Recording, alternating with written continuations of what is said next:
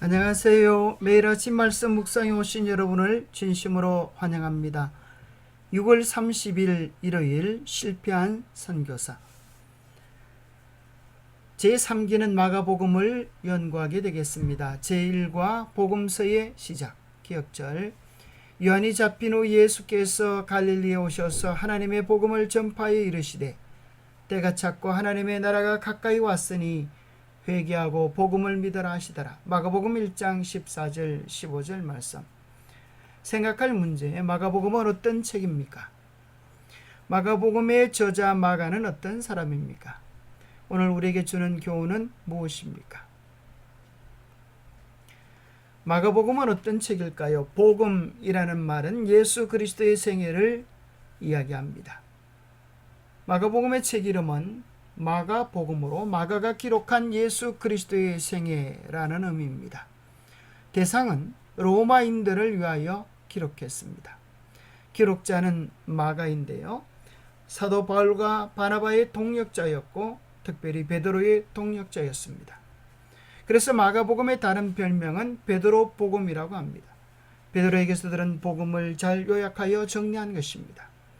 기록 시기는 서기 50년에서 70년 로마에서의 기록으로 추정합니다. 핍박과 환난 중에 섬기며 고난받으시는 종 예수 그리스도를 바라보라고 합니다. 중심절 인자가 온 것은 섬김을 받으려 함이 아니라 도리어 섬기려 하고 자기 목숨을 많은 사람의 대속물로 주려 함이니라. 마가복음 10장 45절. 로마인들은 종을 필요로 했습니다. 마가복음은 예수 그리스도를 로마를 위하여 기록하면서 끊임없이 섬기고 봉사하고 희생하시는 종의 모습으로 그리스도의 삶을 묘사합니다. 사복음서는 예수 그리스도의 생애를 네 부분에서 조명합니다. 마태복음은 예수 그리스도를 왕으로, 마가복음은 종으로, 누가복음은 인간, 요한복음은 하나님의 아들 예수 그리스도로 묘사해 주고 있습니다. 마태복음은 유대인들을 위하여 기록했습니다. 유대인들은 메시아를 기다리고 있었습니다. 그래서 마태복음에는 예수 그리스도의 메시아의 예언의 성취임을 보여주기 위하여 구약에서 직접 인용되어진 말씀들이 어떻게 신약에 적용되었는지, 예수님의 생에 이루어졌는지를 보여주는 구절들이 많습니다. 마가복음은 로마인들을 위하여 기록했습니다. 섬기시며 봉사하시는 종의 모습을 보여줍니다. 누가복음은 이방인들을 위하여 기록했습니다. 사람의 아들 예수의 모습을 기록합니다. 그와 달리 요한복음은 모든 세계인을 위하여 기록하면서 하나님의 아들 예수 그리스도를 묘사해 주고 있습니다. 그래서 마태, 마가, 누가복음을 공관복음, 공통된 관점에서 보았다라고 이야기하여 공관복음이라고 이야기합니다. 사복음서의 관계를 보면 요한복음은 공통점이 가장 적고 마가복음은 사복음서 가운데 공통된 내용이 무려 76%나 존재합니다. 16장까지로 이루어진 마가복음은 베드로의 말처럼 말이 짧고 요약되어져 있습니다. 마태복음에는 공통된 부분이 45%, 누가복음에는 41%. 마태복음 가운데 마태복음만 가지고 있는 내용은 20%, 마가복음만 가지고 있는 내용은 3%에 지나지 않습니다. 누가복음은 누가복음만 가지고 있는 복음은 35%. 이렇게 하는 것을 통하여 마가복음은 여러 복음서 가운데 가장 많은 공통점들을 가지고 있는 복음입니다. 특별히 마가복음을 기록한 저자 마가는 어떤 사람이었을까요? 우리는 사도행전 12장 12절에서 마가라고 하는 이름을 발견하게 되는데요. 깨닫고 마가라는 요한의 어머니 마리아의 집에 가니 여러 사람이 거기서 모여 기도하고 있더라. 마가의 다락방이라고 하는 오순절에 성령의 역사가 내렸던 마가의 다락방은 바로 마가 요한의 어머니의 집이었습니다. 그 정도의 넓고 큰 다락방을 가지고 있는 것을 보면 꽤 부유한 집안의 자제였음을 추정할 수 있습니다. 사도행전 13장에 보면 주를 섬겨 금식할 때에 성령이 이르시되 내가 불러시키는 일을 위하여 바나바와 바울을 따로 세우라 하시니 이에 금식하며 기도하고 두 사람에게 안수하여 보내니라. 두 사람이 성령의 보내심을 받아 실루기아에 내려가 거기서 배 타고 구브로에 가서 살렘에 이르러 하나님의 말씀을 유대인의 여러 회당에서 전할세 요한을 수행원으로 두었더라. 바울과 및 동행하는 사람들이 바보에서 배 타고 밤빌리아에 있는 버가에 이르니 요한은 그들에게서 떠나 예루살렘으로 돌아가고, 마가 요한은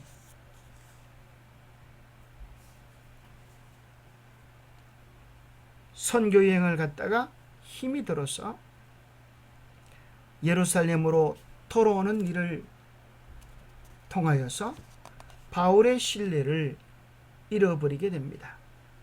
사도행전 12장의 사건을 배경으로 여겨지는 서기 40년 중반, 마가 요한은 젊은 청년이었습니다. 12절은 그를 마리아의 아들이라고 기록합니다. 그녀는 부유한 교회의 후원자로서 사도행전 12장을 통해 잘 알려진 기도의 모임을 자신의 집에서 연 사람일 것입니다. 베드로의 감옥 탈출과 그 이후의 행동, 그리고 헤롯의 죽음으로 이어지는 이야기는 베드로와 왕 사이에 놀랍고 심지어 우습기까지 한 대조로 가득 차 있습니다. 이 이야기에서 마가는 어떤 역할도 하지 않지만 사도행전은 이 시점에 그를 소개함으로 이후에 바나바와 사울과의 관계를 준비합니다. 사도행전 13장은 서기 46년경에 시작된 사울과 바나바의 첫 번째 선교여행을 기록합니다. 5절이 되어서야 마가의 이름이 겨우 등장하지만 단순한 조력자 또는 수행원이었다는 기록에 불과합니다. 더 이상 아무런 기록이 없는 그 청년은 13절에서 예루살렘으로 돌아갔다고만 쓰여져 있습니다. 위험과 도전으로 가득했을 선교 사업이었겠지만 그의 생각도 감정도 그리고 떠난 이유도 기록되지 않았기 때문에 중단하게 된 동기가 무엇인지는 독자들의 상상력에 맡길 수밖에 없습니다. 마가는 두려움과 낙담에 압도되어 주의 사업에 온 마음을 다해 헌신하려던 목적에서 한동안 흔들렸다. 고난에 익숙하지 않은 마가는 그 길의 위험과 궁핍으로 낙심하였다. 마가는 그런 상황이 너무 힘들어서 그만두고 싶었던 것입니다. 마가라고 하는 이름은 큰 망치라는 뜻입니다. 마가복음 14장 51절 52절에 보면 배 혼니부를 쓰고 예수님이 끌려가는 행렬을 따라가다가 이불을 벗어 던지고 도망하는 한 청년을 마가라고 생각합니다. 이 장면은 마가가 겁이 많고 나약한 삶이라는 것을 암시하는 장면입니다. 마가는 선교여행 때 버가에서 떠난 사건을 생각하면서 자기 유약한 성질의 면모를 이렇게 이름 없이 행동만 그의 복음서에 기록한 것 같습니다. 그랬으나 마침내 바울과 베드로에게 인정받고 예수님의 생애를 간단 명료하게 복음서로 기록하는 복을 누린 주님께 충성한 성공적인 제자가 된 모습을 성경은 소개합니다. 마가의 이러한 행적은 그리스도인들이 실패할 수는 있으나 실패로 끝나지는 않을 수 있다는 것을 우리에게 보여줍니다. 누구에게든지 그리스도께로 돌아가면 희망이 있고 회복할 가능성이 있음을 보여줍니다.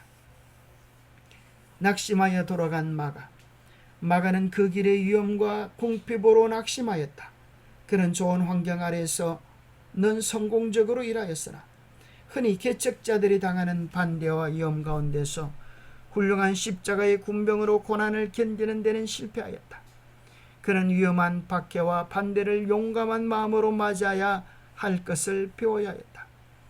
사도들이 앞으로 나아갈 때 마가는 더 큰 어려움을 우려하고 겁이 나서 용기를 완전히 잃어 앞으로 나아갈 것을 거절하고 예루살렘으로 돌아갔다. 그러나 하나님은 그를 버리지 아니하시고 다시 회복시키셔서 마가복음을 기록하는 성경 저자가 되게 하셨습니다. 기도하겠습니다. 하나님 아버지, 우리의 신앙도 때로 마가처럼 지치고 낙심하여 도망가려 하고 뒤로 물러가고 싶어질 때도 있습니다. 뒤로 물러가게 하는 마귀의 시험에서 이길 수 있도록 우리를 도와주시옵소서. 부끄럽고 연약한 우리를 붙잡아 주셔서 하나님 편에 굳게 설 수 있도록 도와주시옵소서. 넘어지고 쓰러졌던 마가일지라도 다시 사용하여 하나님의 도구로 쓰셨던 것처럼 우리도 주님의 귀한 일들에 주님의 도구로 사용해 주셨기를 우리 주 예수 그리스도로 머지하여 간절히 기도 올리옵나이다. 잠시 넘어지고 잠시 쓰러지고 잠시 실패할 수는 있지만 그렇게 끝마쳐서는 되지 않습니다. 용기를 얻으십시오. 다시 일어나십시오. 주님을 바라보며 마가를 바라보며 희망을 얻는 복된 하루가 되시기를 축복합니다. 감사합니다.